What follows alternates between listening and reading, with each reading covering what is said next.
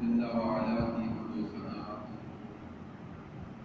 پیارے آقا میٹھے آقا شہنشاہ دو عالم حضور وسلم تاجدار مدینہ رحمت الحسینہ محمد مصطفیٰ سیدنا مولانا مولانا مولانا محمد مصطفیٰ علیہ تحیت و ثنا پاک طیب طاہر مقدس بارگاہ محبوبیت میں ہدیہ تبلیغ درود سلام عرض کرنے کے بعد حضرات ذی وقار معتکفین، اللہ رب العزت کا صدقہ کروڑہا شکر ہے کہ جس نے سب سے پہلے ہمیں انسان بنایا، اشرف المخلوقات کا تاج ہمارے سروں پہ سجایا، کوئی حیوان کوئی جانور نہیں بنایا، اس کا شکر ہے، کروڑہا شکر ہے کہ اس نے ہمیں انسان بنایا۔ پھر اس نے اپنے محبوب کا امتی بنایا، اس کے احسان پر، اس ایک احسان پر ہم ساری زندگی جو ہے نا اگر سجدہ شکر میں رہیں، اس ایک احسان کا جو ہے نا ہم کما حقہ شکر ادا نہیں کر سکتے۔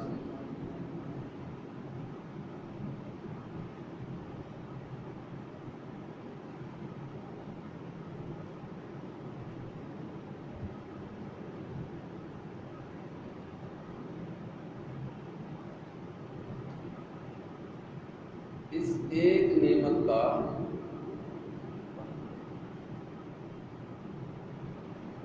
کما حقہ ہم شکر ادا نہیں کر سکتے۔ ساری زندگی کوئی کام نہ کریں، سجدہ شکر میں پڑے رہیں،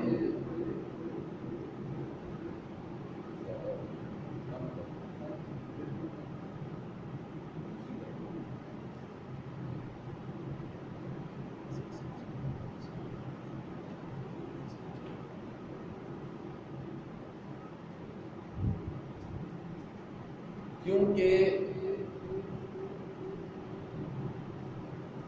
آج جمعہ الوداع ہے، جیسے ہم تو لاسٹ میں جمعہ الوداع پڑھ گئے تھے، آج ایک اس کا اللہ کا احسان ہے کہ اس نے ہمیں پھر توفیق بخشی اور رمضان کا ایک دن اور ہمیں فراہم کیا۔ تو اس مناسبت سے میں نے آیت کریمہ تلاوت کی، وگرنہ حضرات گرامی ایک بات ذہن میں رکھ لیں،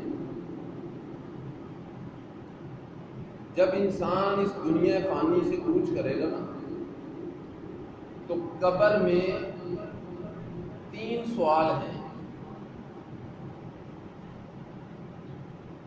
3، اور حشر تک اس کے بعد ان 3 سوالوں کے بعد کوئی امتحان، کوئی کچھ نہیں ہے۔ جب بندے نے یہاں سے وہاں تک کا سفر کرنا ہے تو اس سے وہ 3 سوال کیے جائیں گے، اور 3 سوالوں کے بعد اگر وہ کامیاب ہوا تو کامیابی بھی احادیث مبارکہ میں بیان ہے کہ وہ اس کو کیا ملے گا، اگر ناکام ہوا تو وہ بھی بیان ہے کہ اس کے بعد اس کو کیا سزا اور کیا عذاب ہوگا۔ مگر جو بات قابل غور ہے، قبر کے اندر 3 سوالوں کا جو تعلق ہے وہ عقیدے سے، عمل سے نہیں ہے۔ 2 چیزیں ہیں نا، ایک عقیدہ اور دوسرا عمل۔ تو قبر میں تینوں سوالوں کا جو تعلق ہے، 3 سوال جو پوچھے جائیں گے، تینوں کا تعلق عقیدے سے ہے، اور عقیدہ جو ہے نا، عقیدہ وہ ایمان کو کہتے ہیں۔ تو میں جو بات کر رہا تھا کہ اللہ کا کروڑ شکر ہے کہ اس نے ہمیں اپنے محبوب کا امتی بنایا، کہ ہمیں محبوب کے امتی ہونے والا عقیدہ دیا۔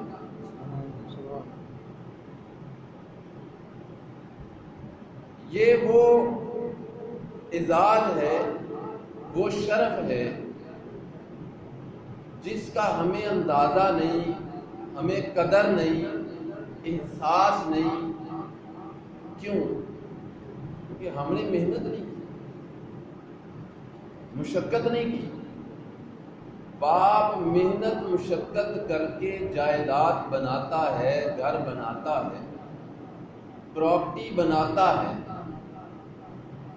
اولاد کو وہ بنی بنائی ملتی ہے، قدر نہیں آتی۔ اور بعض تو ایسی بد نصیب اور بدبخت اولادیں بھی ہوتی ہیں، باپ کی میت گھر پہ پڑی ہوئی ہے اور اس میت کے ہوتے ہوئے اس پراپرٹی پہ بحث ہو رہی ہے۔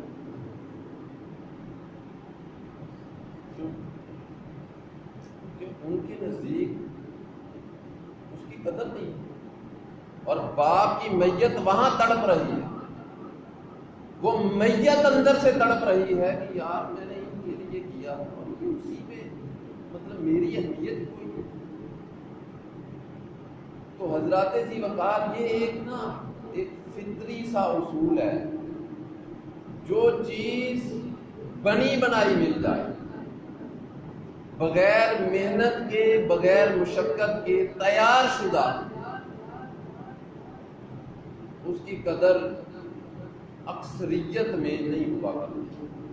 کوئی ہزاروں میں ایک جو ہے نا وہ کوئی قدر کر لے اور اس بنی بنائی چیز کی نہ صرف قدر کرے بلکہ اور اس کو زیادہ کر لے اور ترقی دے دے اور بڑھا دے، تو وہ کوئی ہزاروں میں، لاکھوں میں کوئی ایک خوش نصیب ہوتا ہے۔ بصورت دیگر جو اکثریت ہے وہ بنی بنائی چیز کی قدر نہیں کرتی۔ اب ہمیں یہ ایمان، یہ عقیدہ بنا بنایا مل گیا۔ ہمارا تو یہ حال ہے، الا ماشاء اللہ، ہم تو اس کی قدر کرنا تو بڑی دور کی بات ہے، ہم تو اتنا بھی نہیں کرتے۔ جو بنا بنایا مل گیا ہے کم از کم اس کی حفاظت ہی کر سکتے۔ ڈاکو آتے ہیں، چور آتے ہیں، عقیدے پہ حملہ کرتے ہیں اور ہمارا عقیدہ برباد کر کے چلے جاتے ہیں۔ ہم تو بنی بنائی کا دفاع نہیں کر سکتے۔ ہمارا تو یہ حال چے جائے کہ ہم اس کو آگے جو ہے نا وہ بڑھائیں، اس کو ترقی دیں، پروان چڑھائیں، آگے اپنی نسلوں کو سکھائیں، اولاد کو سکھائیں، اولاد کی تربیت کریں، اولاد کو اپنا عقیدہ وہ جس کو کہتے ہیں جیسے اس کی گھٹی میں ڈال دیں۔ چے جائے کہ ہم یہ کریں، ہم تو خود اپنی ذات کی حد تک اس عقیدے کا دفاع نہیں کر سکتے۔ تو اس لیے حضرات ذی وقار میں عرض کر رہا تھا کہ اس بات پر کہ اللہ رب العزت کی بارگاہ میں ہم ساری زندگی شکر ادا کرتے رہیں اور ساری زندگی سجدہ شکر میں رہیں، تو اس ایک احسان کا، اللہ کا جو احسان ہے کہ اس نے ہمیں اپنے محبوب کا امتی بنایا، اس احسان کا ہم شکر ادا نہیں کر سکتے۔ یہ اتنا بڑا احسان ہے۔ تو پھر جتنا بڑا احسان ہو، جتنی بڑی چیز ہو، اس کی کیئر، اس کی دیکھ بھال، اس کی رکھوالی، اس کی حفاظت اتنی زیادہ کرنی چاہیے۔ سونے زیورات کو، ہیرے جواہرات کو ہم اوپنلی سرے عام تو نہیں رکھا کرتے کہ جو آئے لے جائے، چور آئے، ڈاکو آئے، چھین کے لے جائے۔ اور اس زیورات کے لیے آج کل تو جو ہے نا وہ جو کیبن بنے ہوتے ہیں، وہ جو الماریاں بنی ہوتی ہیں، اس کے اندر جو ہے نا وہ لاکر اور وہ چور لاک اور پتہ نہیں کیا کیا بناتے ہیں. یعنی جو مادیت ہے، جو دنیا کی چیزیں ہیں، جو مٹ جانے والی ہیں، جن پر ہمارا عقیدہ ہے کہ ختم ہو جائیں گی، فنا ہو جائیں گی، ان چیزوں کی ہم اتنی حفاظت کرتے ہیں چوروں سے، ڈاکوؤں سے.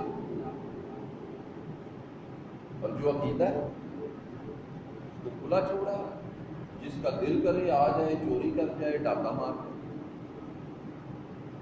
تو حضرات گرامی، یہ جتنا بڑا احسان ہے اللہ کا، اور ساری زندگی ہم شکر میں پڑے رہیں تو حق ادا نہیں ہوتا، اتنی ہی پھر اس کی حفاظت بھی ضروری ہے. اب چونکہ موضوع یہ نہیں ہے، ورنہ قبر میں تینوں سوال ہیں عقیدے کے، تو عقیدہ جو ہے نا وہ بہت ضروری ہے، عقیدہ بنانا چاہیے. عقیدہ نہیں تو کچھ بھی نہیں، چاہے جتنی عبادت کر لو، جتنی ریاضت کر لو، جو کچھ مرضی کر لو، اگر عقیدہ نہیں تو کچھ بھی نہیں. اب قبر میں جو سوال ہے، من ربک، تیرا رب کون ہے، اب اس کا تعلق بھی عقیدے سے ہے. کس کو الہ مانتا ہے، اپنا معبود حقیقی کس کو مانتا ہے، کون ہے تیرا رب، ما دینک، تیرا دین کیا ہے، تیرا زندگی گزارنے کا جو سلیقہ طریقہ تھا تو کس نبی پر ایمان لایا، یعنی کس نبی کے دین کو تو فالو کرتا ہے، کس نبی کے دین پر چلتا رہا. اور بنیادی دین کا سوال پوچھا جا رہا ہے، دین کا. ابھی عبادات کا ذکر نہیں آیا، دین کا. اور جو تیسرا سوال ہے، ما کنت تقول فی حق ھذا الرجل لمحمد. اب یہاں بھی ایک بڑی لطیف بات محدثین نے لکھی. پہلا سوال من ربک، تیرا رب کون ہے، میں اردو میں جو ہے نا وہ آپ کو آسان لفظ، تیرا رب کون ہے. اب دوسرا سوال، تیرا دین کیا ہے. اب اسی پیٹرن کے مطابق، اسی طریقے کے مطابق تیسرا سوال جو ہے وہ یہ بنتا تھا، تیرا نبی کون ہے. اصولی طور پر تیرا رب کون ہے، تیرا دین کیا ہے، اور پھر اسی اصول کے تحت بنتا تھا تیرا نبی کون ہے. اور حضرات گرامی یہاں یہ بات بھی ذہن میں رکھیں، جو میں نے پہلے دو سوال عرض کیے ہیں نا، امام بخاری نے اپنی بخاری کے اندر پہلے دو سوالوں کی کوئی روایت نقل نہیں کی. تیسری روایت کو امام بخاری مختلف طرق اور مختلف اسانید سے 7 مقامات پر لائے ہیں. ایک نہیں، دو نہیں، تین نہیں، 7، 5 اور 2، 7 مقامات پر ایک ہی سوال، ایک ہی عبارت، ایک ہی حدیث مختلف اسانید سے 7 جگہوں پہ لائے، جبکہ پہلے 2 سوال ایک بار بھی نہیں لائے. کیوں؟ اب بندے کا عقیدہ نہیں ہے، عقیدہ ٹھیک نہیں ہے، عقیدہ خراب ہے. اب اس سے سوال پوچھا، من ربک، ساری زندگی وہ رب رب کرتا رہا، اللہ اللہ کرتا رہا، اللہ کی قدرت کے تذکرے کرتا رہا، ذکر کرتا رہا ساری زندگی. اب یہاں سوال پوچھا گیا، اس نے بتایا جناب میں تو ساری زندگی اللہ اللہ ہی کرتا رہا، میرا رب تو اللہ ہی ہے. فرشتوں نے کہا چھوڑ اس بات، ما دین، تیرا دین کیا.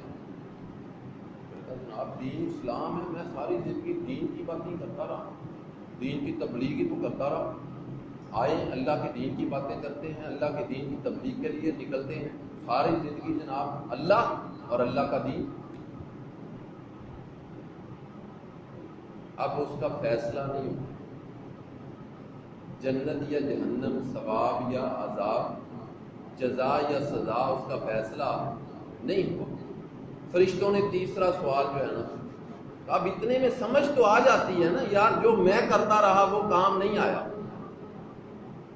جو ساری زندگی جو میں اللہ اللہ اور اللہ کے دین کی باتیں جو میں کرتا رہا یہاں کام نہیں آئی. تیسرا سوال ابھی باقی ہے. میرے 2 سوال جو میں کرتا رہا وہ تو پورے ہو گئے، اس میں میری بات نہیں بنی، فیصلہ نہیں ہوا. تو اب اس کو سمجھ آ گئی نا کہ سوال پھر تیسرا جو آ رہا ہے تو وہ نبی کا ہے، تو نبی کا ہے، تو اب نبی کے بغیر تو بات بننی نہیں. تو نبی کا تو میرا عقیدہ ہی نہیں، میں تو اللہ پہ رہا اور اللہ کے دین پہ رہا، نبی کی تو ہم نے بات ہی نہیں. وہ ایک مولانا صاحب مجھے ملے تو کوئی بات ایسے ہوئی تو وہ بات کرتے کرتے ہر بات میں اللہ کے نبی نے یہ کہا، اللہ کے نبی نے یہ کہا، اللہ کا دین، اللہ کا نبی. میں نے کہا یار تیرا کچھ نہیں لگتا، ہمارا بھی نبی. تو میں کہہ نا وہ اللہ کا تو نبی ہے، اس میں تو شک ہی کوئی نہیں. وہ تیرا بھی نبی ہے کہ نہیں؟ مان تو صحیح، اللہ کے نبی نے کہا، اللہ کے نبی نے بھی، اللہ کا تو نبی ہے. وہ تو کہیں گے تب بھی، نہیں کہیں گے تب بھی، وہ تو ہے. بھئی تیرا نبی ہے تو مان تو صحیح نا میرا نبی. تو وہ سمجھ آ گئی نا. اب 2 سوالوں پہ فیصلہ نہیں ہوا. اللہ کا ذکر بھی کرتا رہا، اللہ کے دین کی باتیں بھی کرتا رہا، مگر سوال نبی کا آ گیا. اب اس کو پتہ چل گیا کہ فیصلہ نبی پہ ہے. تو چونکہ دنیا میں عقیدہ نبی والا تھا نہیں، تھا اللہ والا. اب اس کو سمجھ آ گئی تو فرشتوں نے کیا کیا، یہ سوال نہیں کیا کہ تیرا نبی کون ہے.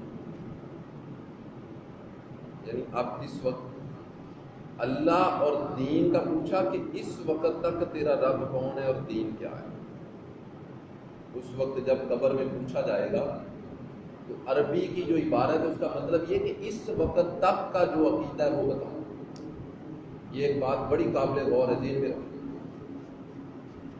تیرا رب کون ہے اس وقت پوچھا جا رہا ہے کہ تیرا رب کون ہے. یعنی مطلب کیا ہے؟ مطلب یہ کہ اس وقت تک تیرا عقیدہ کیا ہے، کس رب کو تو مانتا ہے بتا. بتوں کی پوجا کرتا رہا ہے یا بتوں کو؟ اس وقت تک تیرا عقیدہ کیا ہے؟ یعنی اگر بندہ اس وقت تک بھی عقیدہ ٹھیک کر لے تو کام چل جائے. اللہ کا عقیدے، رب کا دین اسلام، تیرا دین کیا ہے اس وقت پوچھا جا رہا ہے. اس وقت تیرا دین کیا ہے، یعنی تیرا دین کیا ہے مطلب یہ کہ اس وقت تک تو بتا سکتا ہے. دین پہ عقیدہ تیرا کیا ہے، اس وقت پوچھ رہے ہیں تو اس وقت تک تو پچھلا سارا یا اب تو بتا سکتا ہے. اب جب اس کو سمجھ آ گئی نا دونوں پہ بات نہیں بنی، تو اب اس نے عقیدہ ٹھیک کر لیا نبی کے والے سے. تو فرشتوں نے سوال کا پیٹرن بدل دیا، طریقہ کار بدل دیا، سوال کے لفظ بدل دیے. فرمایا ما کنت تقول فی حق ھذا الرجل لمحمد. اس نے یہ، فرشتوں نے یہ نہیں پوچھا کہ اس وقت تیرا نبی کون ہے، نہیں. حضور کی ذات سامنے ہوگی، سامنے کھلی آنکھوں سے اسے نظر آئیں گے. سرکار کی قبر انور اور اس امتی کی قبر کے درمیان کے سارے فاصلے مٹا دیے جائیں گے اور سرکار سامنے قریب سے، ہاذا اس میں قریب کا اشارہ ہے، اس میں اشارہ قریب ہے. ہاذا الرجل محمد، یہ ہستی محمد، یہ جو تجھے نظر آ رہی ہے، اس ہستی محمد کے بارے میں اب نہیں دنیا میں کیا کہا کرتا. سوال کا پیٹرن، طریقہ کار ہی بدل.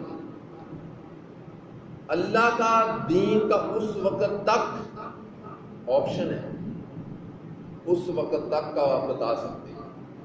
جب نبی کی بات آئی تو پھر فرشتوں نے سوال ہی بدل دیا. بخاری کے لفظ ہے ما کنت تقول فی حق ھذا الرجل محمد، اس ہستی محمد کے بارے میں تو دنیا میں کیا کہا کرتا تھا؟ ادھر کا عقیدہ بتا، یہاں کا اب یہاں نہیں چلے. اللہ پہ چل سکتا ہے، دین پہ چل سکتا ہے، ہستی محمد پہ یہاں کا عقیدہ نہیں چلے گا. ادھر کا بتا کہ دنیا میں کیا کہا کرتا تھا، جب تجھے بولنے کا موقع ملتا تھا کیا بولا کرتا تھا، لکھنے کا موقع ملتا تھا کیا لکھا کرتا تھا، اپنے جیسا کہتا تھا یا بے مثل کہتا تھا، بشر کے اور نور کے جھگڑے میں پڑا تھا یا خدا کا محبوب سمجھتا تھا. بتا دنیا میں کیا کہا کرتا تھا. اور پھر حضرات گرامی یہاں یہ بات بھی ذہن میں رکھ لیں، آقا علیہ السلام نے فرمایا، یہ بات چڑی میں تھوڑی اس کو کمپلیٹ کر دوں. قبر میں وہ جو سوال ہوتا ہے، اب پہلا سوال اس نے جواب دے دیا میرا رب اللہ ہے، تو فیصلہ نہیں ہوا. اللہ کے مانے جانے پہ فیصلہ ہونا چاہیے تھا. تو اللہ کو مانتا اس کو جنت بھیج، فیصلہ نہیں ہوا. دوسرا سوال پھر بدستور، اس کا جواب بھی ٹھیک دے دیا، فیصلہ پھر نہیں ہوا. تیسرا سوال پھر پوچھا جائے گا. مطلب کیا؟ امام بخاری نے گویا اپنا عقیدہ ظاہر کیا ہے کہ جب فیصلہ کن سوال تیسرا ہے تو میں تیسرا ہی نقل کرتا ہوں، دوسروں کی ضرورت ہی نہیں. فیصلہ تیسرے پہ ہوگا. اب اگر کوئی شخص حضور کو نہیں پہچانتا یا حضور کے متعلق عقیدہ یہاں کا ٹھیک نہیں ہے یہاں کا، تو وہ وہاں بھی، کیونکہ وہاں یہاں کا پوچھا جائے گا تو یہاں جو ہوگا وہ بتانا پڑے گا. تو مطلب فرشتوں کے معیار کا جواب نہ ملا تو پھر اس کی قبر میں عذاب، سزا اور جہنم کا دروازہ کھول دیا جائے گا. پھر وہ بڑی تفصیل ہے ادھر، یعنی سکون نہیں ہے پھر قبر میں. اب اس کے علاوہ اور کوئی سوال نہیں ہوا. نمازیں پڑھی تھیں، جہاد کیا تھا، تبلیغ کی تھی، روزے رکھے تھے، ان میں سے کوئی سوال نہیں. صرف عقیدے کا سوال ہے کہ ہستی محمد کے بارے میں تو دنیا میں عقیدہ کیا رکھتا، کہا کیا کرتا تھا، ان کو کہتا کیا تھا، سمجھتا کیا تھا. اب اس نے فرشتوں کے معیار کا جواب نہ دیا، یعنی اس کا عقیدہ اگر یہاں ٹھیک نہ ہوا تو جو ہوا وہی بتائے گا. تو وہ فرشتوں کے معیار کا نہ ہوا تو سزا شروع ہو جائے گی، جہنم کی کھڑکی کھول دی جائے گی، اور وہ آگے تفصیل ہے. اور اگر یہاں اس دنیا کی زندگی میں عقیدہ ٹھیک ہوا اور وہی ٹھیک عقیدہ ادھر بھی وہی بیان کیا، اور یقیناً جو یہاں ہوگا وہاں بیان وہی ہوگا، وہاں بدلا نہیں جائے گا. اور وہ اعلیٰ حضرت نے جو شعر لکھا ہے نا، آج لے ان کی پناہ، آج مدد مانگ ان سے، کل نہ مانیں گے قیامت میں اگر مان گیا. وہ ادھر دیکھ کر مانا، وہ کام نہیں آنا، ادھر مان. اب اگر اس نے جواب دے دیا یہاں کا عقیدہ ٹھیک تھا، نبی پہ عقیدہ ٹھیک تھا، ہستی محمد پہ عقیدہ ٹھیک تھا، بے مثل بے مثال مانتا تھا، خدا کا محبوب مانتا تھا، اور محبوبوں کے محبوبوں والے اختیارات مانتا تھا، عقیدہ ٹھیک تھا، تو ادھر وہ وہی جواب دے گا، آدم محمد رسول اللہ. اب آقا علیہ السلام فرماتے ہیں کہ جب اس کا جواب وہ دے دے گا، پہچان اسی کو ہوگی جس کا عقیدہ ٹھیک ہوگا. بہت سارے تو ایسے ہوں گے سرکار کو دیکھ کر پہچان ہی نہیں پائیں گے. عقیدہ ٹھیک ہوگا، محبت والا ہوگا، جو زندہ مانتا ہوگا وہی وہاں پہچانے گا. تو جس کے عقیدے میں ہی نبی مر گیا معاذ اللہ، تو بندہ مرا تو اس کے لیے نبی بھی مرا ہوا ہے. تو مرے ہوئے کے سامنے مرے ہوئے کو لا دو، اس کا عقیدہ ہی مرا ہوا ہے. عقیدہ زندہ والا ہی چلے گا، مرے ہوئے کا عقیدہ نہیں چلتا.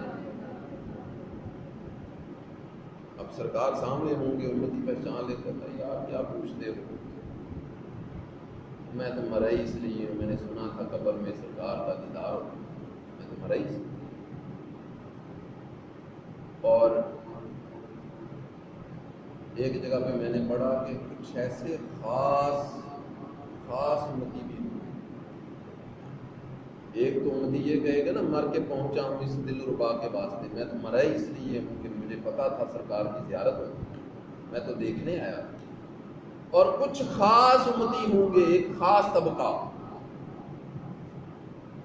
آقا علیہ السلام کی ایک حدیث ہے، حضور فرماتے ہیں کہ میں جب اپنی اماں آمنہ رضی اللہ تعالی عنہا کے بطن میں تھا تو میری اماں جی جب گزرتی تھی مکے کی گلیوں میں تو مکے کی فلاں وادی میں فلاں جگہ پہ ایک پتھر تھا، تو میری اماں جی گزرتی تھیں تو وہ پتھر مجھے سلام کرتا تھا۔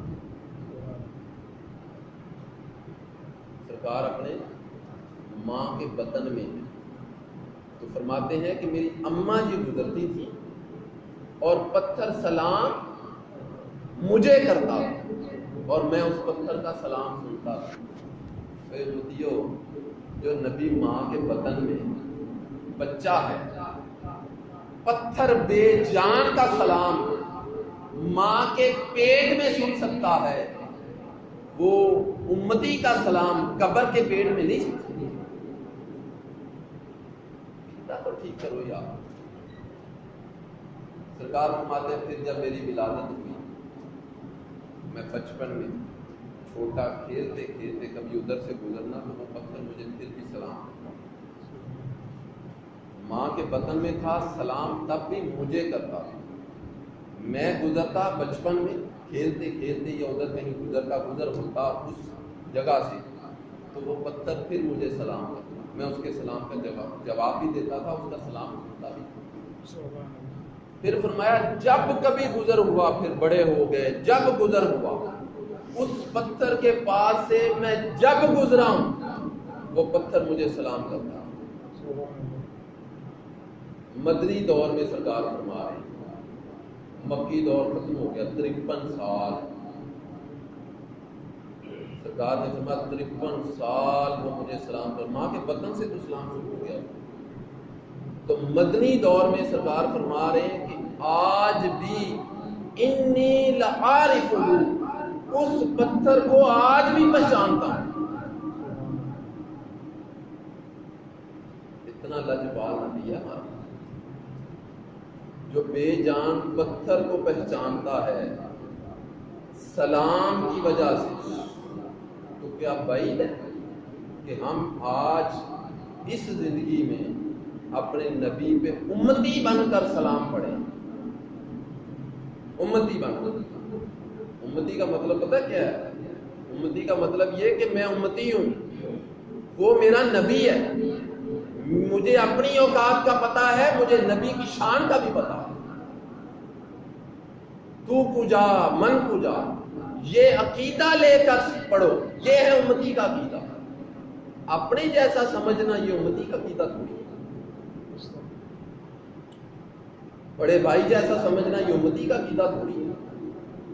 امتی بن کر سلام پڑھو، امتی بن کر۔ تو آقا اگر بے جان پتھر کا سلام سنتے ہیں، ماں کے بطن میں بھی سنتے ہیں، باہر بھی سنتے ہیں، تو امتی سلام پڑھے اس زندگی میں امتی بن کر، تو نبی نہیں سنیں گے؟ قبر ماں کے جو بطن میں سن سکتا ہے، قبر کے بطن میں نہیں سن سکتا، بچپن میں سن سکتا ہے، اب نہیں سن سکتا۔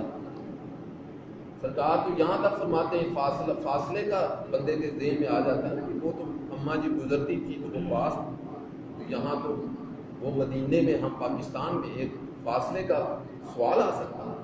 سرکار فرماتے ہیں جب میں اپنی اماں جی کے بطن میں تھا، ساق عرش پہ یعنی لوح محفوظ پہ جو لوح تھی، لوح و قلم، لوح ایک تختی کا نام ہے، قلم اس تختی پہ چلتا ہے، تقدیر کا قلم جو چلتا ہے۔ سرکار فرماتے ہیں اس لوح پہ جو قلم چلتا تھا، اس قلم کے چلنے کی آواز میں اپنے ماں کے بطن میں سنتا ہوں۔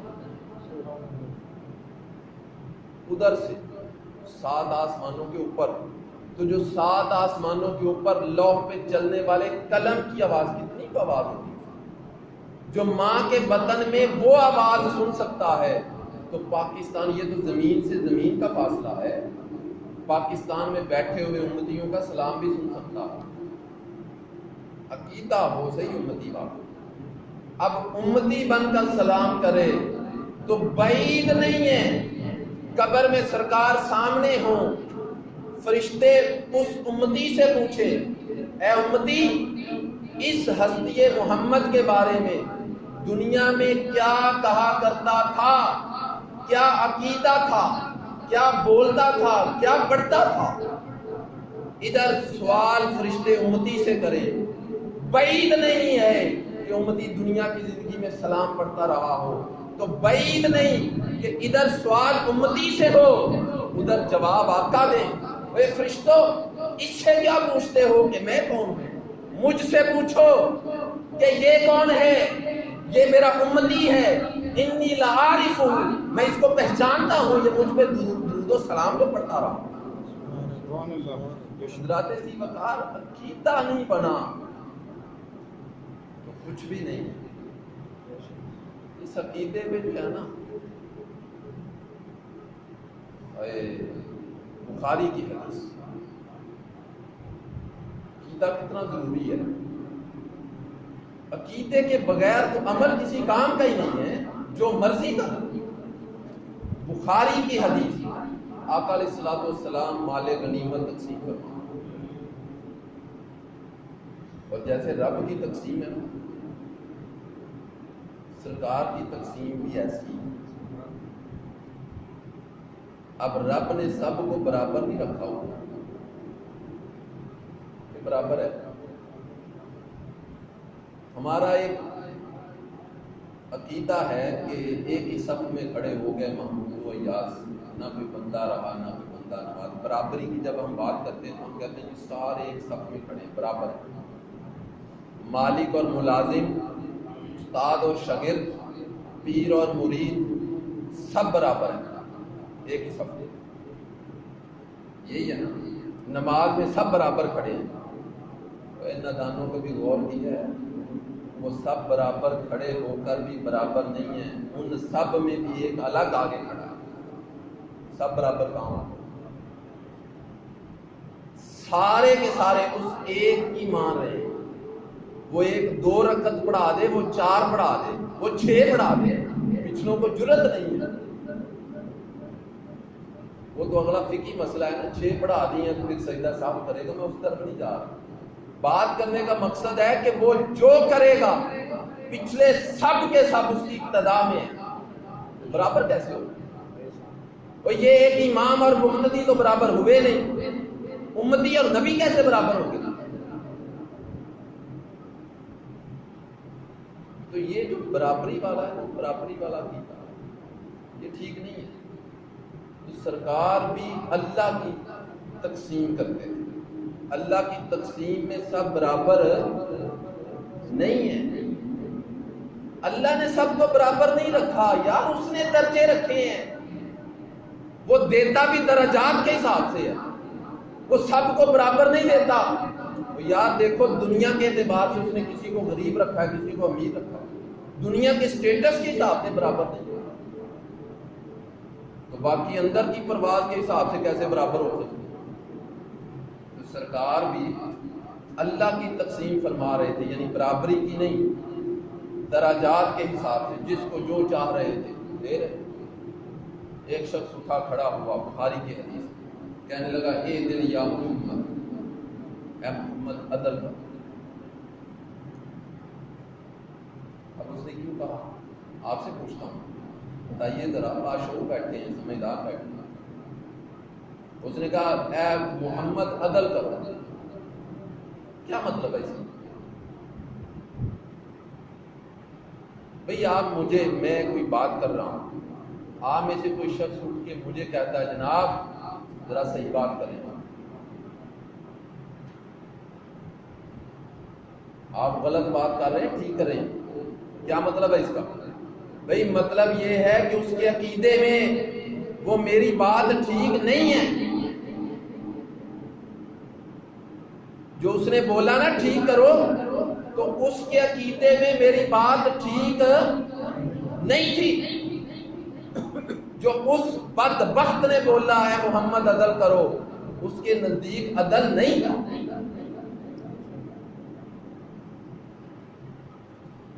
سرکار کا غصے سے چہرہ مبارک فرمایا بدبخت، اس روئے زمین پر اگر میں بھی عدل نہیں کروں گا، میرے سے بڑھ کر عدل کرنے والا ہے کون؟ اب اس کو اب امتی نہیں تھا، امتیوں کی صف میں تھا۔ یہ بات بڑی قابل غور ہے۔ امتیوں کی صف میں ہونا اور ہے، امتی ہونا اور ہے۔ امتی تھا نہیں، مگر تھا امتیوں میں۔ اب امتی کا کیا کام؟ بھئی ملازم کی جرت ہوتی ہے مالک کے فیصلے کو چیلنج کرنے، نوکر کی کیا مجال مالک کو چیلنج کرنے، ملازم کی کیا مجال مالک کو چیلنج کرنے۔ مالک مالک ہے، وہ سیاہ سفید کا مالک ہے۔ مالک جس کو چاہے نوکری پہ رکھ لے، جس کو چاہے نکال دے۔ ملازم کی کیا جرت، وہ مالک کو کہے کہ جناب نہیں یہ نہیں کرنا، وہ مالک ہے۔ اب یہ تو دنیا کی مثال ہے، تو کہاں کل کائنات کا مالک ہے، کہاں یہ غلام؟ تو غلام تھا نہیں نا، غلام ہوتا تو یہ سوال ہی نہ کرتا، یہ اعتراض ہی نہ کرتا۔ غلام کا تو شیوا یہ ہے، غلام کا تو طریقہ یہ ہے، غلام تو دیکھتا ہے محبوب کی ادا کو، وہ تو صرف ادھر دیکھتا رہتا ہے، یار کیا بات ہے، سرکار کتنی پیاری تقسیم کر رہے ہیں۔ سرکار جس کو زیادہ پیارا سمجھتے ہیں، کسی کو زیادہ پیارا سمجھنے والے کو زیادہ دے رہے ہیں، اور کوئی اگر زیادہ پیارا ہے تو اس کو بالکل بھی نہیں دے رہے۔ یہ بھی محبت کے بڑے عجیب سودے ہوتے ہیں۔ کسی کو زیادہ دے کر خاص رکھا جاتا ہے، ممتاز رکھا جاتا ہے دوسروں سے، اور کبھی سب کو دے دیا جاتا ہے اور خاص کو نہیں دیا جاتا، اس کو پھر بھی خاص رکھا جاتا ہے کہ بھئی سب کو دے دیا مگر اپنے خاص کو نہیں دیا۔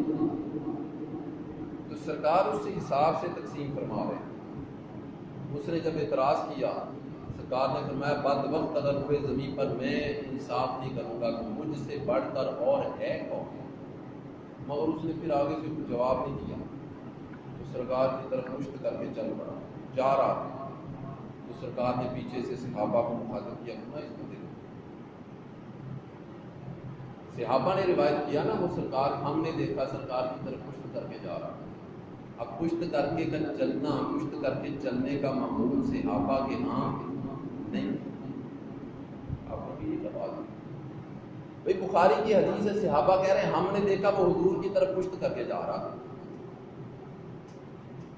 اب آپ سب لوگ اس طرح منہ کر کے نماز پڑھتے ہیں، تو کل کلاں کو یہاں کی کوئی بات ہو، کوئی بیان کرے گا یار ہم نے اس طرح منہ کر کے نماز پڑھی۔ جو معمول ہوتا ہے، روٹین ہوتا ہے، اس کی بات خاص کر کے نہیں کی کرتی۔ ہاں ہم سب اس طرف کو منہ کر کے نماز پڑھ رہے ہوں، اور کوئی اکیلا ایک شخص جو ہے وہ آ جائے اور وہ اس طرف کو منہ کر لے یا اس طرف کو منہ کر لے، تو اس کو ہم سب جب بیان کریں گے تو ہم کہیں گے یار ہم سب ادھر تھے، تو ہم نے ایک شخص کو دیکھا وہ اس طرف کو منہ کر کے نماز پڑھی۔ جو ہمارے مزاج کے خلاف بات ہوگی، ہمارے معمولات، ہماری روٹین، روزمرہ کا جو طریقہ کار ہے، جو اس کے خلاف بات ہوگی، ہم اسی کو جو ہے نا وہ بیان کریں گے۔ روٹین کی بات کو کوئی بندہ بیان نہیں کرتا، یہ اصول ہے۔ تو صحابہ کا یہ بیان کر دینا کہ ہم نے دیکھا وہ حضور کی طرف پشت کر کے جا رہا تھا، یہ بیان کرنے کا مطلب یہ ہے کہ صحابہ کے ہاں یہ روٹین نہیں تھا، صحابہ کے ہاں پشت کر کے چلنے کا معمول نہیں تھا۔ سرکار نے فرمایا دیکھو اس کی نسل سے وہ لوگ پیدا ہوں گے جن کی عبادت کے سامنے تم اپنی عبادت کو کم جانو، تلاوت قرآن کریں گے کہ ایسا قرآن پڑھیں گے گویا تم قرآن کا نزول ہو رہا ہے، مگر قرآن ان کے حلق سے نیچے نہیں اترے گا۔ تبلیغ بڑی کریں گے، جہاد بڑا کریں گے، اور ان کی کثرت عبادت دیکھ کر تم ان پہ حسرت کرو گے، تم اپنی عبادت کو کم تر جانو گے۔ اور یہ کم تر جانو گے پتہ کن کو کہا جا رہا ہے؟ ان صحابہ کو جن کے متعلق سرکار نے فرمایا میری کل امت کی عبادت ایک طرف اور میرا کوئی ایک ادنا سا صحابی اس کی ایک لمحے کی نیند ایک طرف۔ تو ایک لمحے کی جو نیند ہے، وہ سونا جو ہے، وہ میرے صحابی کا میری دیگر کل امت کی عبادت سے افضل ہے۔ اور جن صحابہ کا سونا امت کی عبادت سے افضل ہے، ان صحابہ کی عبادت کا عالم کیا ہو؟ اور ان صحابہ کو کہا جا رہا ہے کہ تم اپنی عبادت کو کم تر جانو گے، مگر عبادت کثرت ہوگی ان کی، مگر ایمان سے ایسے خارج ہوں گے جیسے تیر کمان سے خارج ہوں گے۔ میں آپ سے پوچھتا ہوں، کثرت عبادت ہے، جہاد ہے، تبلیغ ہے، نمازیں، روزے، حج، زکوٰۃ، تلاوت قرآن، سب کچھ ہے، تو ساری چیزیں مل کر ایک ایمان، ایک عقیدہ نہیں بچا سکتی۔ اتنے سیکیورٹی گارڈز کے ہوتے ہوئے کوئی بندہ مال لے کر چلا جائے، یا جناب سیکیورٹی گارڈز کے ہوتے ہوئے کوئی باہر سے ڈاکو، کوئی چور آئے، کوئی دشمن آئے، تو وہ اندر ایک بندہ مار کے چلا جائے، تو سیکیورٹی گارڈز کی توہین تو ہے نا، غیرت کو للکارنا تو ہے نا، کہ اتنوں کے ہوتے ہوئے یہ کیسے ممکن؟ گارڈز کے ہوتے ہوئے وہ اندر گیا تو کیسے گیا؟ سوال ہے نا۔ اور گارڈ سلامت بھی ہوں، ان کے پاس اسلحہ بھی ہو، وہ دفاع کر بھی سکتے ہوں، اس کے باوجود دشمن آئے، گارڈز کے ہوتے ہوئے اندر سے ایک بندہ اٹھائے، وہ اغوا کر کے لے جائے یا بندہ مار جائے، تو اعتراض تو ہے نا کہ بھئی گارڈز کے ہوتے ہوئے، سیکیورٹی گارڈز کے ہوتے ہوئے یہ ہوا تو کیسے؟ ممکن ہی نہیں۔ اور ایک بات آپ کو بتاؤں، یہ جو سیکیورٹی گارڈ ہوتے ہیں، سیکیورٹی گارڈ، ان کی طرح کی ہم میں سے کوئی بندہ ڈیوٹی نہیں دے سکتا۔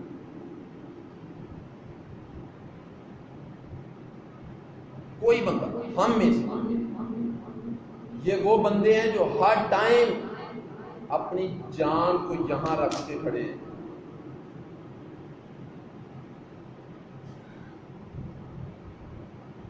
اپنی جان آگے کرے گا، اپنی جان کی بازی لگائے گا، مالک پہ آنچ نہیں آنے دے گا۔ یہ ابھی آج کی بات کر رہا ہوں، آج کی، وہ یہ گردہ تھا نا، گردے کی وجہ سے میں نے یہ رومال جو ہے نا چہرے پہ لپیٹا ہوا تھا، ابھی ہم آ رہے ہیں، اب وہ نہیں، انہوں نے پہچانا نہیں، روک لیا وہاں، کدھر؟ دین میں آتے ہیں، آپ لوگوں کو پتا ہے، روک لیا وہاں، اور مجھے اچھا لگا، برا نہیں لگا، اچھا لگا، ان کی ڈیوٹی۔ کوئی غیر بندہ کیسے گزرے؟ کیوں؟ ڈیوٹی ہے۔ اب ہم رکے، میں نے وہ تارا چہرے سے کہنے لگے ٹھیک ہے بہن معذرت، میں نے کبھی وہ گردہ تھا تو اس وجہ سے میں نے منہ پیٹا ہوا۔ تو مطلب کیا کہ یہ وہ لوگ ہیں جو اپنی جان کو ہر وقت ہتھیلی پہ رکھ کر ڈیوٹی دے رہے ہیں، کفن ہر وقت سر پہ بندھا ہوا ہے، تو اس کے باوجود کوئی دشمن آئے اور آ کر اپنا ٹارگٹ پورا کر کے چلا جائے، تو سوال تو ہے نا، وہ کتنا سٹرانگ دشمن ہوگا جو ان کے ہوتے ہوئے کر گیا۔ اب یہ اعمال صالحہ جو ہیں، عبادات، یہ سارے سیکیورٹی گارڈز ہیں،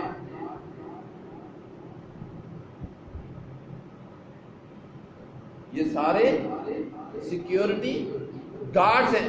اب سیکیورٹی گارڈز کے ہوتے ہوئے بے نظیر کا قتل ہوا تھا کہ نہیں؟ بتائیے. سیکیورٹی گارڈز کے ہوتے ہوئے ہوا تھا نا بھئی. پلاننگ جو بھی تھی, دشمن جو بھی تھا, میں وہ بات نہیں کر رہا, بات وہ نہیں کر رہا. قتل ہوا نا گارڈز کے ہوتے ہوئے ہوا نا, تو دشمن کتنا طاقتور ہوگا جو ہوتے ہوئے کر گیا. گارڈ سارے ناکام ہو گئے. وہ ایک الگ ایشو ہے, اس کی تحقیقات ہمارا موضوع نہیں ہے, نہ ہم کو انویسٹیگیشن کے بندے ہیں. میں تو عقیدے کی بات کر رہا ہوں. اب یہ ہمارے صالحہ سارے کے سارے گارڈز ہیں, یہ سیکیورٹی گارڈز ہیں ایمان کے. نماز, روزہ, حج, زکوٰۃ, صدقات و خیرات, جہاد, تبلیغ, یہ سارے ایمان کے سیکیورٹی گارڈز ہیں. سارے گارڈز کے ہوتے ہوئے ایمان پھر بھی کوئی چھین کے لے گیا.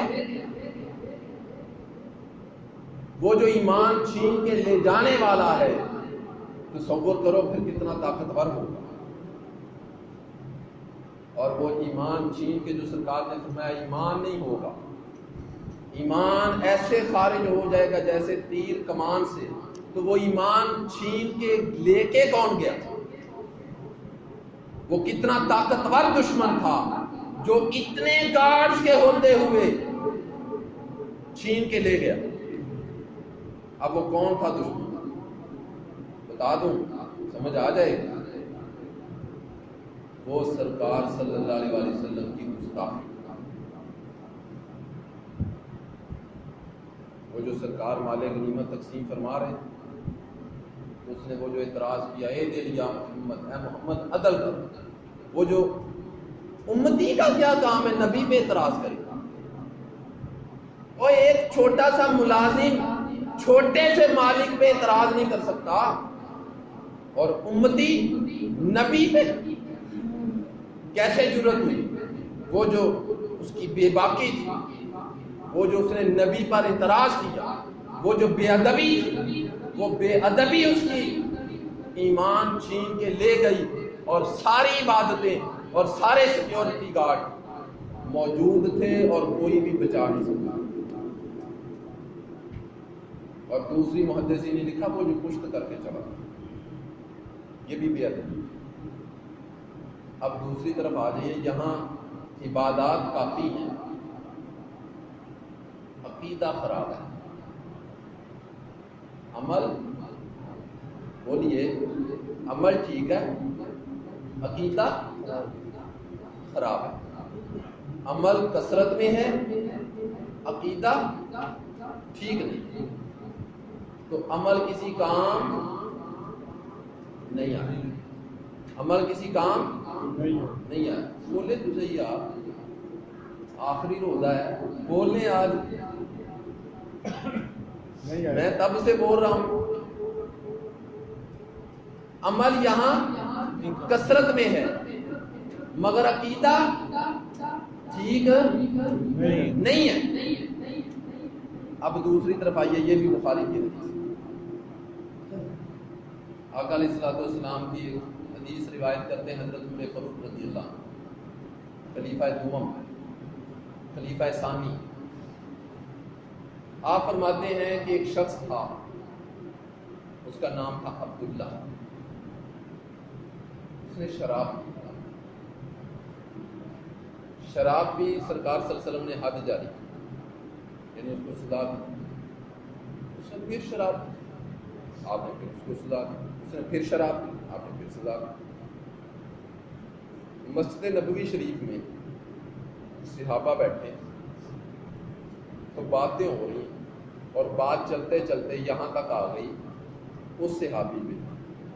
تو بات کرنے لگے, کہتے ہیں یار کتنا بد نصیب ہے, سرکار منع بھی کرتے ہیں وہ پھر بات نہیں آتا. سرکار منع کرتے ہیں وہ پھر بات نہیں آتا. سرکار نے روکا ہے, منع کیا ہے, اس نے پھر شراب پی, سرکار نے سزا دی ہے, اس نے پھر بات نہیں آیا. پھر سرکار نے پھر سزا دی، منع کیا، روکا، پھر باز نہیں کیا. کتنا بد نصیب ہے. تو یہ باتیں ہو رہی تھیں. تو سرکار صلی اللہ علیہ وسلم جو ہے نا وہ باتیں اپنے حجرہ مبارک میں ساری سن رہے تھے.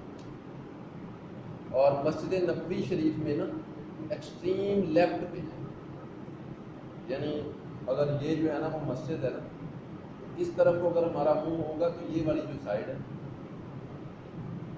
یہ والی سائڈ ایکسٹریم لیفٹ، بالکل اس سائڈ پہ سرکار کا حجرہ مبارک ہے بالکل. اور وہاں جو ہے نا وہ مسجد نبوی شریف میں ادھر کی سمت کا دیکھا جائے تو کعبہ جو ہے نا، کعبۃ اللہ وہ اس طرف ہے، کعبۃ اللہ اس طرف ہے. یعنی مسجد نبوی میں اس طرف منہ کر کے نماز پڑھتے ہیں. اب اس طرف جب دیکھا جائے تو اس طرف یعنی اس سمت یعنی مشرقی سائڈ پہ، بالکل سیدھا مشرقی سائڈ پہ سرکار صلی اللہ علیہ وسلم کا حجرہ مبارک. اور وہ حجرہ مبارک میں وہ جو پرانی آپ نے دیکھی ہوگی وہ چیخ ہوتی تھی، یعنی ایک پردہ سا دروازہ سا بنایا ہوتا تھا، وہ اٹھاتے تھے اور اندر چلے جاتے تھے. وہ پردے کا پردہ اور دروازے کا دروازہ پرانے، ابھی بھی شاید کہیں دیہاتوں میں، خیر آپ کو میرا خیال نہیں ہوگا، جب بچپن میں ہم نے وہ دیکھی ہوئی تھی تو وہ چیخیں ہوتی تھی، وہ پردہ ہوتا تھا، وہی دروازہ ہوتا تھا. تو وہ باتیں کرتے کرتے نا ایک صحابی بولا تو کہتا ہے کہ اللہ کی لعنت ہو اس بدبخت. جیسے ہی وہ لعنت کا لفظ اس صحابی کی زبان پہ آیا، کریم آقا باتیں تو اندر پہلے ہی سن رہے، جیسے ہی صحابی نے لعنت کی، آقا نے پردہ اٹھایا، مسجد کے اندر تشریف لائے، فرمایا مت اس شخص کو برا کہو جو جنتی ہے. اب بتائیے جنت میں ایمان والا جائے گا یا غیر ایمان؟ بولے تو صحیح. جنت میں جانے کے لیے ایمان شرط ہے نا، ایمان شرط ہے نا. تو جو سرکار نے فرمایا جنتی ہے، اس کا مطلب ہے کہ سرکار نے جنتی کہہ کر اس کے ایمان کی گواہی خود دی. فرمایا مت، اور جلال میں، غصے میں فرمایا مت اس شخص کو برا کہو جو جنتی ہے، اللہ اور اس کے رسول سے محبت کرو. جنتی کہہ کر اس کے ایمان کی گواہی دی اور ایمان کا سبب بھی بتا دیا، کیا اللہ اور اس کے رسول سے محبت کرتا ہے. یعنی اللہ اور اس کے رسول سے محبت کرنا ایمان کا دوسرا نام. اب یہ کیسی محبت ہے جی؟ اب سوال ذہن میں آتا ہے جی وہ تو شراب پیتا تھا، گناہ کبیرہ ہے، سرکار نے منع کیا پھر باز نہیں آیا، پھر منع کیا پھر باز نہیں آیا، پھر منع کیا پھر باز نہیں آیا، وہ تو سرکار کی نافرمانی کر رہا ہے. تو یہ کیسی محبت ہے؟ محبت تو وہ ہوتی ہے محبوب کی ہر ادا بھی محبوب ہوتی ہے. محبوب جس سے روکے بندہ رک جاتا ہے، محبوب جس کا کہے بندہ تن من دن کی بازی لگا کے وہ کرتا ہے. محبت تو یہ ہے. یہ کیسی محبت ہے کہ محبت کی گواہی مصطفیٰ دے رہے ہیں، بندے کا عمل برا ہے. سوال تو آتا ہے نا کہ بندہ تو شراب پی رہا ہے، بندہ تو نافرمانی کر رہا ہے، اور سرکار اس کی محبت کی گواہی دے رہے ہیں کہ یہ میرے سے محبت کرتا ہے. اب اس کی محبت تھی کیا؟ اب یہ دیکھو ایک دوسری روایت اس کا جواب دیتی ہے. وہ سرکار کی مجلس میں بیٹھا رہتا ہے چپ کر، اور سرکار کو دیکھتا رہتا ہے، دیکھتا رہتا ہے. اور ایک ہی بات ہوئی ہے، ہر امتی، اب امتی صحابہ کا عقیدہ چھوٹی سی پریشانی بھی ہوتی ہے تو سرکار کے پاس آ کے ڈسکس کرتے ہیں، سرکار سے عرض کرتے ہیں. ایک صحابی کی آنکھ نکل آئی جنگ کے دوران، آنکھ لے کے ڈیلا جناب ہتھیلی پہ رکھا ہے، سرکار کی یا رسول اللہ یہ آنکھ نکل آئی. کیا عقیدہ تھا؟ آنکھ لینے نبی کے پاس آیا. تو سرکار صلی اللہ علیہ وسلم بھی موج میں بیٹھے ہوئے تھے، فرمایا یار تجھے جنت نہ دے دی، وہ لینے آنکھ آیا. اور صحابہ کا عقیدہ دیکھو، وہ کس کے پاس؟ اللہ کا ان کو نہیں پتا تھا. اللہ سے مانگو، اللہ سے مانگو، صحابہ کو نہیں پتا. وہ آنکھ لینے اللہ کے پاس نہیں گیا، نبی کے پاس آیا ہے. اور نبی بھی کتنا کریم ہے، وہ آنکھ لینے آیا، نبی کہتا جنت نہ دے. وہ عرض کرتا ہے یا رسول اللہ میں تو آنکھ لینے آیا ہوں، میں تو آنکھ لینے آیا ہوں، آنکھ میری مرضی سے دے دیں، آپ جنت دے رہے ہیں اپنی مرضی سے دے دیں۔ سبحان اللہ۔ تو سرکار نے وہ آنکھ پکڑی، اس کی جگہ پہ لگائی، اپنا لباب دہن مبارک لگایا اور فرمایا کھولو، قتادہ نام، فرمایا قتادہ کھولو، دیکھو اس آنکھ سے کیا دیکھ رہے ہیں۔ اللہ کی دی ہوئی، دونوں دی ہوئی اللہ کی تھی، لیکن ایک نکل گئی، ضائع ہو گئی، اب مصطفیٰ نے دی ہے۔ بھئی آج کے جدید دور میں اگر آپ میں سے کسی کا آنکھ کا آپریشن ہوا ہو یا آپ نے آنکھ کا آپریشن کسی کا ہوتے دیکھا، آنکھ کا آپریشن ممکن ہے، مگر آپ جانتے ہیں کہ کتنا پرہیز ہے، کتنے دن آنکھ پہ پٹی رکھنی ہے، اور پھر آپریشن کی بھی قسمیں ہیں، کس کیٹیگری کا ہے، کس درجے کا، پٹی رکھنی ہے، کالا چشمہ رکھنا ہے، دیکھنا نہیں، آنکھ کھولنی نہیں، روشنی میں نہیں جانا، یہ سارے پرہیز ہیں نا۔ اب ادھر آپ کا لباب دہن لگا رہے ہیں اور ادھر فرما رہے ہیں کھولو دیکھو کیا دیکھتے ہو۔ تو قتادہ اس نبی کی دی ہوئی آنکھ سے، نبی کی، غور سے سنے لفظ، نبی کی دی ہوئی آنکھ سے جب قتادہ دیکھتا ہے تو عرض کرتے ہیں یا رسول اللہ اس وقت تحت الثری سے لے کے عرش اولی تک جو کچھ ہے قتادہ دیکھ رہا ہے۔ اور نبی کا لعاب جس آنکھ کو لگے، نبی کا ہاتھ جس آنکھ کو لگے، اس سے کچھ غیب نہیں رہتا، تو نبی غیب نہیں جانتا تھا، کیسا کیا؟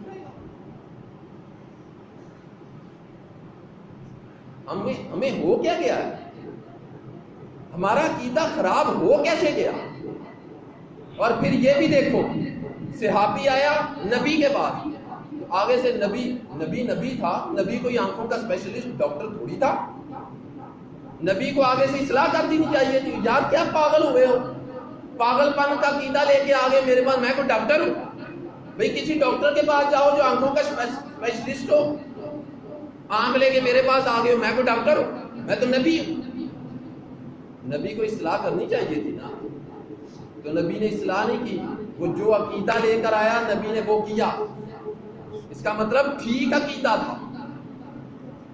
تو صحابہ کا میں عقیدہ بتا رہا تھا، صحابہ کا عقیدہ تھا، بس ایک مثال دے دی، ٹائم ہو گیا ہمارا۔ صحابہ کا عقیدہ تھا چھوٹے سے چھوٹا مسئلہ ہوتا، بڑے سے بڑا مسئلہ ہوتا، وہ حضور کی بارگاہ میں آتا، حضور کی بارگاہ میں آ کے اپنا مسئلہ ڈسکس کرتے تھے۔ اور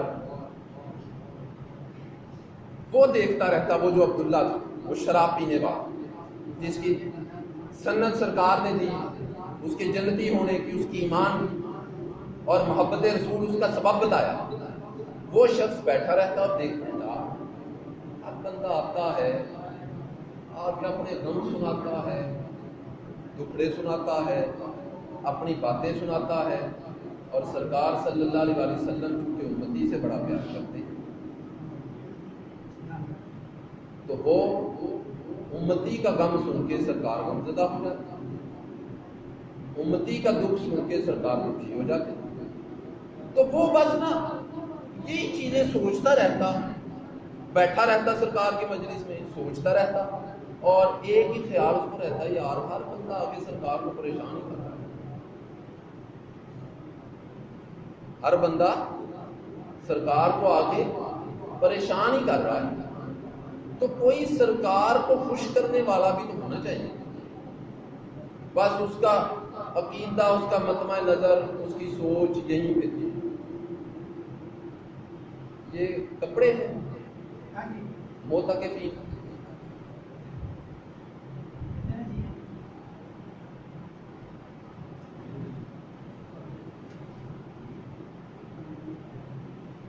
تو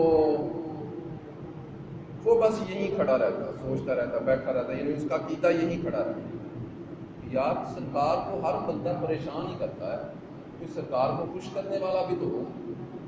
وہ بس یہاں پہ کھڑا رہتا اور موقع دیکھ کر کوئی نہ کوئی لطیفہ سنا دیتا، بخاری کی حدیث، کوئی نہ کوئی لطیفہ سنا دیتا، کوئی نہ کوئی چٹکلا سنا دیتا، فضاحک رسول اللہ. آپ نے علماء کرام سے سنا ہوگا سرکار صلی اللہ علیہ وسلم ہنستے نہیں تھے، مسکراتے تھے. یعنی جو لفظ عربی میں استعمال ہوا ہے فتبسم، آپ تبسم فرماتے تھے. سرکار کھل کے کھلکھلا کے ہنستے نہیں تھے، تبسم فرماتے تھے. اس حدیث میں جو لفظ ہے وہ فتبسم نہیں ہے، اس حدیث میں لفظ ہے فضاحک رسول. حضور ہنس پڑتے، یعنی وہ اس صحابی کا وہ لطیفہ سن کے، اس کا چٹکلا سن کے سرکار ہنس پڑتے. یعنی وہ اس کا عقیدہ ہے نا، ایک نظریہ ہے.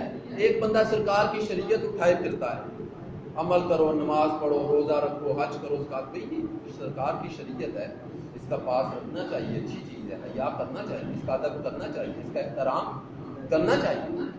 مگر ایک سرکار کی شریعت ہے، ایک سرکار کی ذات ہے. اس بندے کو شریعت سے غرض نہیں تھی. پتہ نہیں نماز پڑھتا تھا کہ نہیں، روزہ رکھتا تھا کہ نہیں، حج زکات اس کے پاس اعمال صالحہ کا ذخیرہ تھا کہ نہیں، مگر اس کو ذات مصطفیٰ سے محبت ہے. وہ حضور کو خوش کرنا چاہتا تھا اور وہ کرتا رہتا. تو یہ حضرات گرامی یہ بڑی گہری بات ہے. شریعت اگرچہ سرکار کی ہے مگر یہ سرکار کی دی ہوئی ہے. سرکار اور سرکار کی دی ہوئی شریعت بڑا فرق ہے. ذات اور ہے، یہ شریعت سرکار کی ایک صفت ہے، دیا ہوا ہے، عمل دیا ہوا ہے.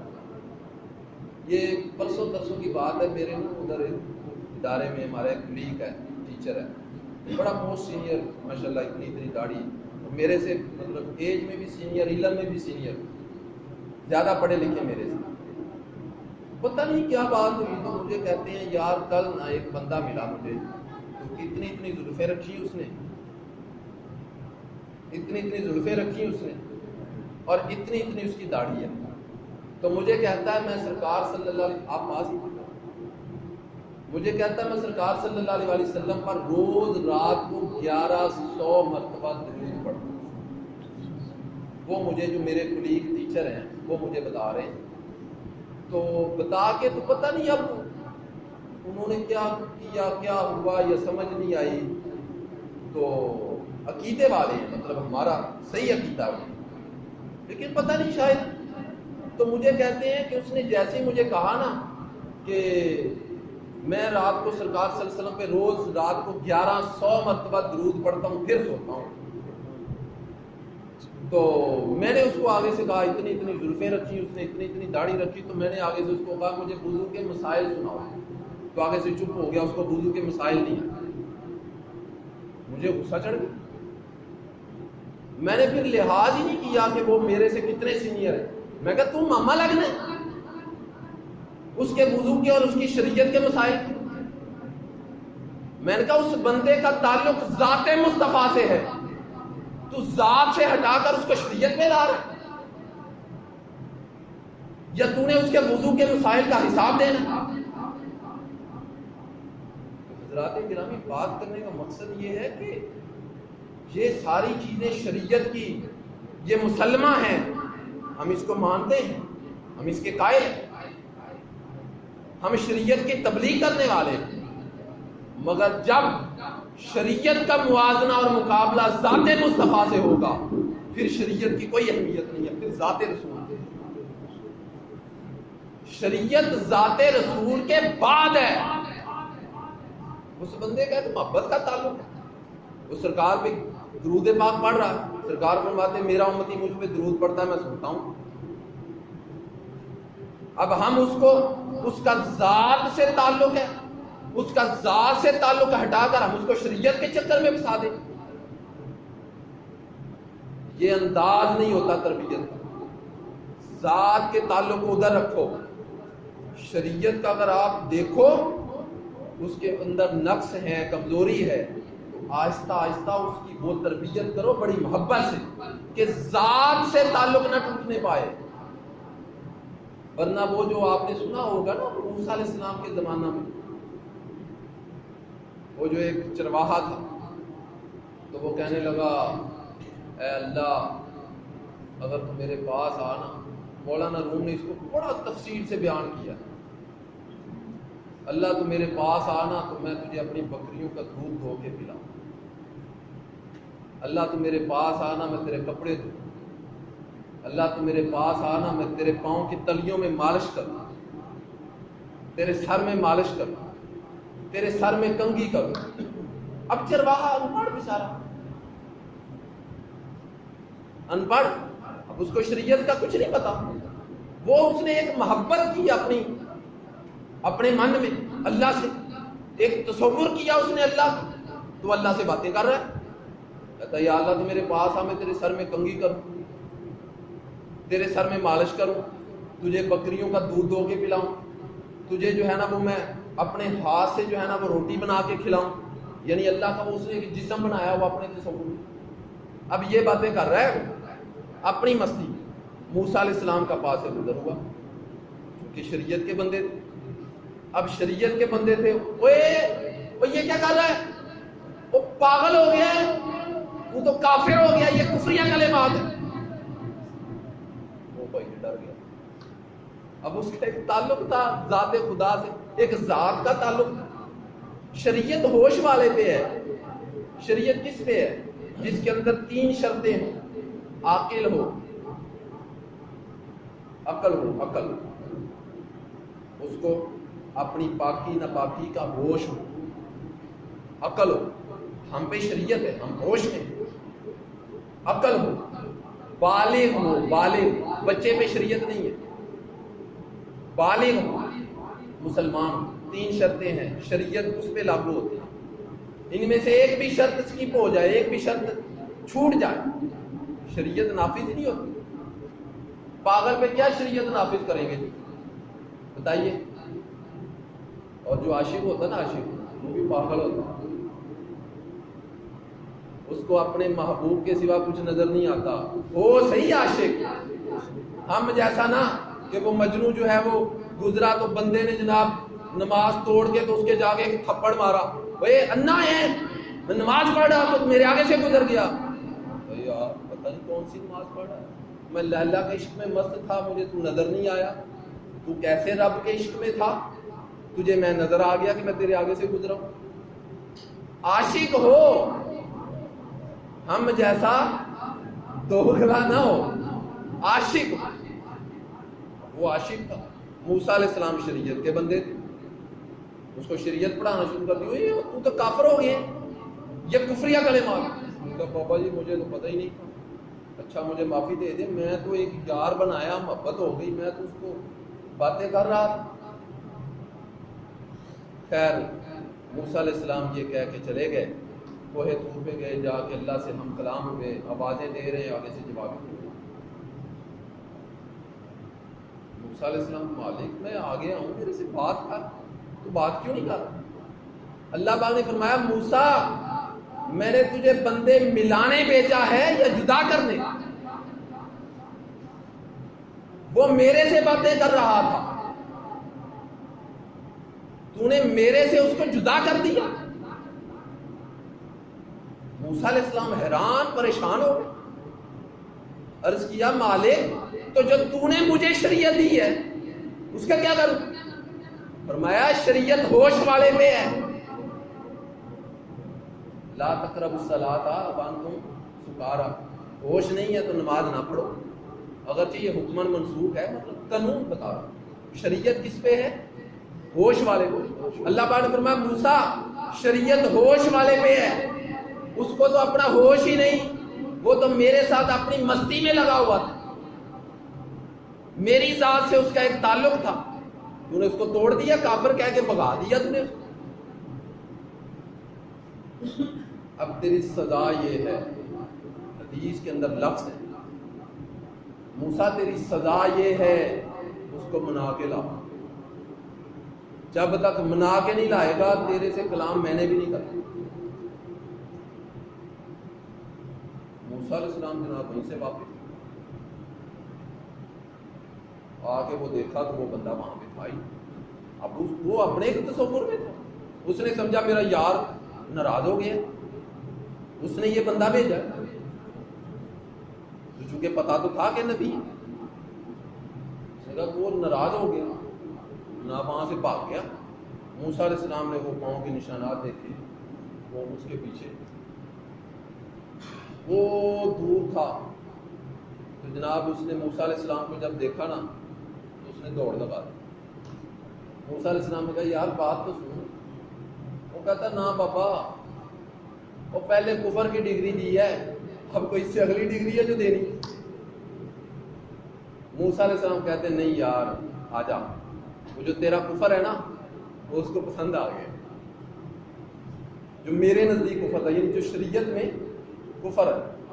تو کہنے لگے جو تیرا کفر ہے نا وہ اس کو پسند آ گیا ہے, اور جو اس نے مجھے شریعت دی ہوئی تھی, مجھے اس نے شریعت دی ہوئی تھی. اب شریعت کس نے دی؟ اللہ نے. اب بندے کا کفر کس کے, بندے کا تعلق بھی اللہ سے, شریعت کا تعلق بھی اللہ سے. تو موسیٰ علیہ السلام کہنے لگے وہ جو تیرا کفر ہے نا وہ اس کو پسند آ گیا ہے, اور جو اس نے مجھے شریعت دی ہوئی تھی اس ایشو پہ, اس معاملے میں, اس کو وہ پسند نہیں آئی. اس نے مجھے کہا ہے کہ اس کو لا منا کے نہیں تو میں نے بھی تیرے سے نہیں. تو حضرات گرامی جب ذات سے تعلق آتا ہے, بات میں نقطہ اصل میں یہ سمجھانا چاہتا ہوں, جب ذات سے تعلق آتا ہے تو پھر صفات ساری پیچھے ہوتی. ذات کے ساتھ موازنہ ہو اور مقابلہ ہو, ایک طرف ذات ہو ایک طرف شریعت ہو, تو پھر ذات سے دیکھا جائے گا. اب اس عبداللہ صحابی کا تعلق حضور کی ذات سے تھا. اب مصطفیٰ نے اپنا وہ تعلق دیکھا, اور نبی کا ظرف دیکھو نا, وہ تعلق دیکھا کہ میری ذات سے پیار کرتا ہے, مجھے ہنساتا ہے, مجھے خوش کرتا ہے. میری طبیعت میں جب غمی زیادہ ہوتی ہے تو یہ مجھے ہنساتا ہے, خوش کرتا ہے. ذات سے تعلق دیکھا, اور اس کا شریعت دیکھی نہیں اس کی کہ یہ شریعت میں گناہ بھی کرتا ہے, یہ شراب گناہ کبیرہ کرتا ہے, اس کا عمل دیکھا ہی نہیں, اس کا نوٹس ہی نہیں کیا. فرمایا مات اس شخص کو برا کہو جو جنتی ہے, اللہ اس کے خود سے محبت کرتا ہے. اب ان دو حدیثوں میں جو ایک طرف وہ کثرت عبادت ہے مگر ایمان نہیں ہے, اس شخص کا جو بدبخت تھا جس نے اعتراض کیا, تو سرکار نے فرمایا دیکھو اب ادھر عبادت کثرت میں ہے, ایمان نہیں رہا, ایمان چھن گیا. اب ادھر عبادت ہے ہی نہیں مگر ایمان ہے. تو گویا کہ نتیجہ یہ نکلا کہ ایمان فقط ذات مصطفیٰ سے تعلق کرنا. اللہ رب